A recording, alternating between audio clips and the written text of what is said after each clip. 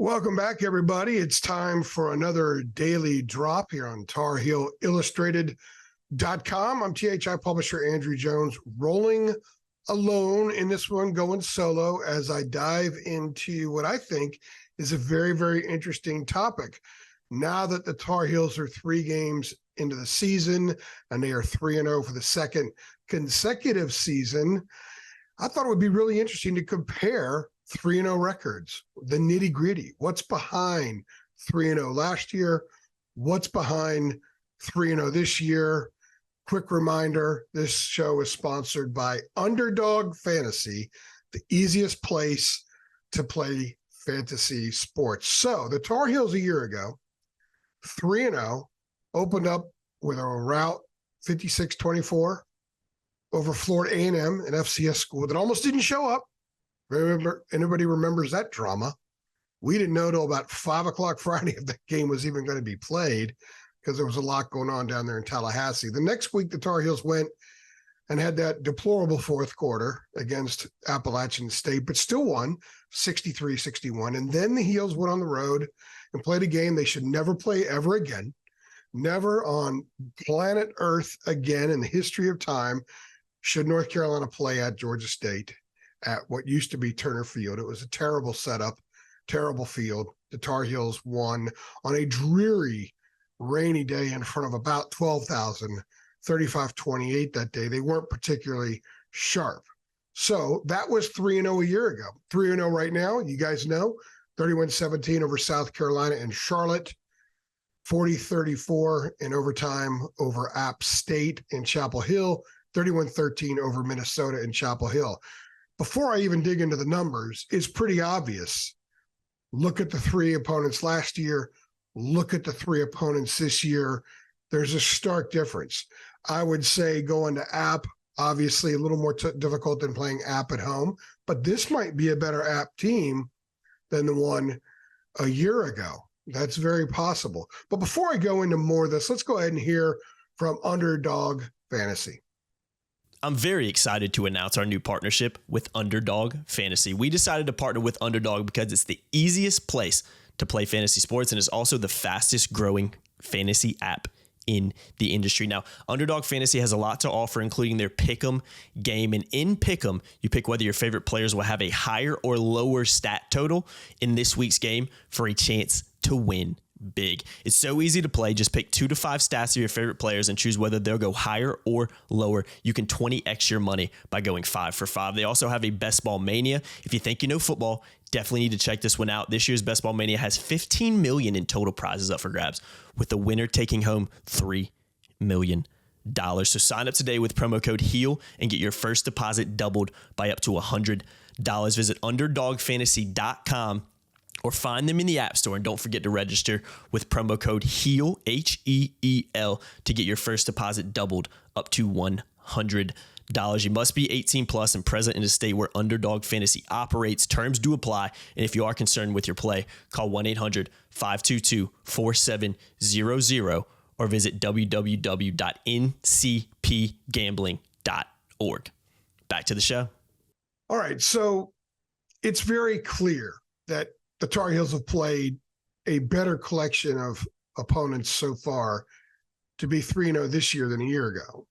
SEC team, a club that hung with Georgia this past weekend. App State just lit up East Carolina this past weekend. Mountaineers are 2-1. Minnesota, a club that's 2-1, should go to 3-1 after this week. Won 9 games, Big Ten team, won 9 games a year ago, Big Ten team. And while they have some offensive issues, defensively, good team. And I would say they have a chance to have a solid season in the Big Ten, at the very least. That's a stark difference from a year ago. Georgia State really struggled. FAMU, FCS, like I said. And while App State went on and won at Texas A&M, the Mountaineers struggled at times after that. The numbers, though, are alarming here. And this is where we could have some fun with this. And you can take these numbers, especially the offensive ones, and twist them any way you want. We're going to start with the defensive numbers. Through 3 games last year, the Tar Heels were giving up 37.7 points per game. And don't tell me that App State was an aberration, because it happened. That's no more an aberration than Minnesota only scoring 13 points. You could say, well, maybe they score a lot more moving down the road. We don't know. The bottom line is they gave them up. So 37.7 points a game a year ago through 3 games, 6.3 yards a play a year ago, 74.3 plays a game, 468 yards, 26.3 first downs. Now let's compare. This year, 21.3 points allowed. That's 16.4 points a game less allowed this year than a year ago through 3 games against a better schedule. 5.3 yards a play, 1 full yard less a play than this time a year ago. 72.6 snaps. So it's just a play and a half. Even though we have the clock rule, opponents are only snapped the ball last year only 1.5 times more per game through the first 3 games than what they have so far this year. 382.7 yards a game. We're talking about 84-yard difference there.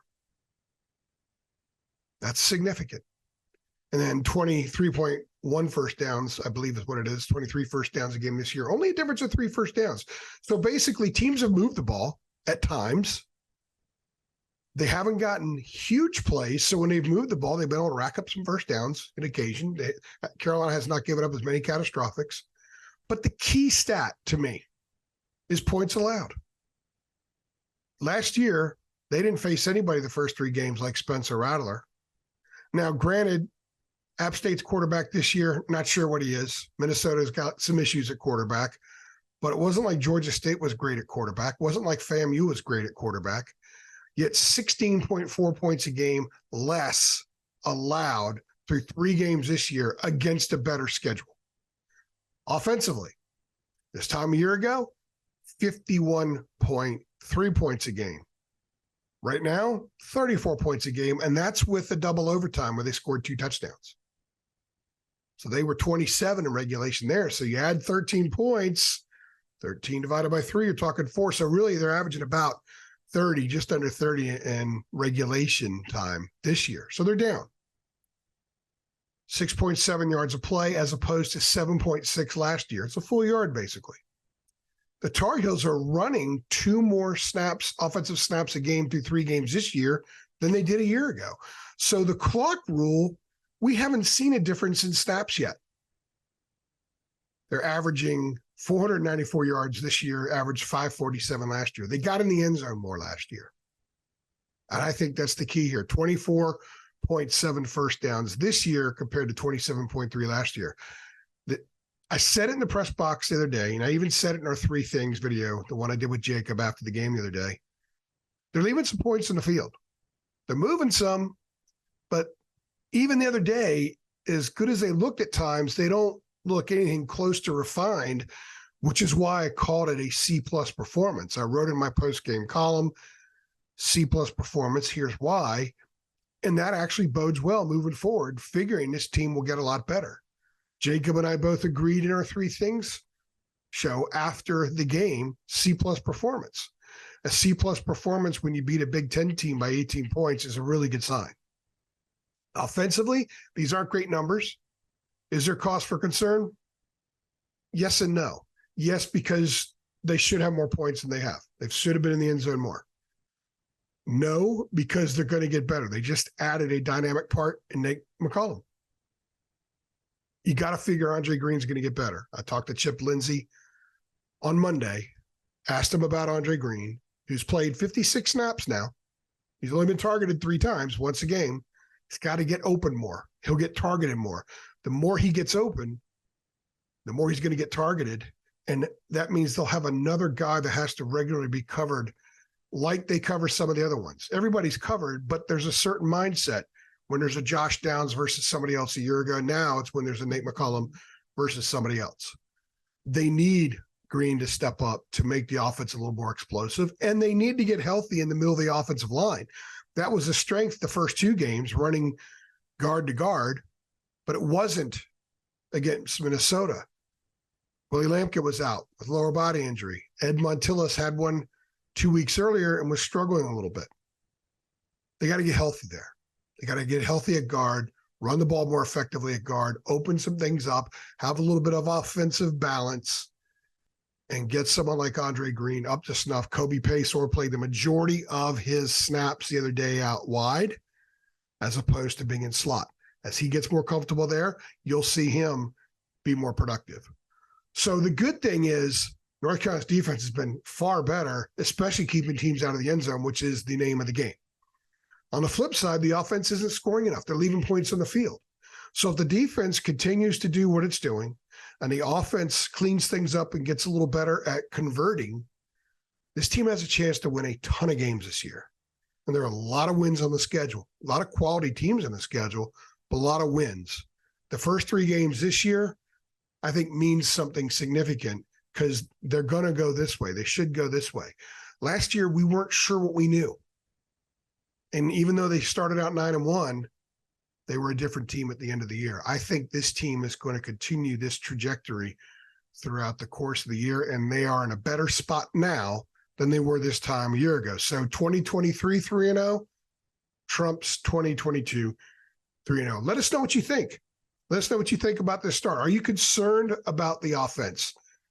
Are you comfortable with the defense giving up some yards? They're 93rd in total yards allowed, but they're not giving up a ton of points, 21.3. And remember, one of those touchdowns was in overtime as well. So in regulation, they're lower than that. Let us know what you think. If you like this video, go ahead and click like, share it with all your Carolina friends, subscribe and hit that notification bell so you get updates every time we upload a video, and we do it often. Thank you to Underdog Fantasy. Remember, the easiest place to play fantasy sports. I'm AJ, and I will see you tomorrow.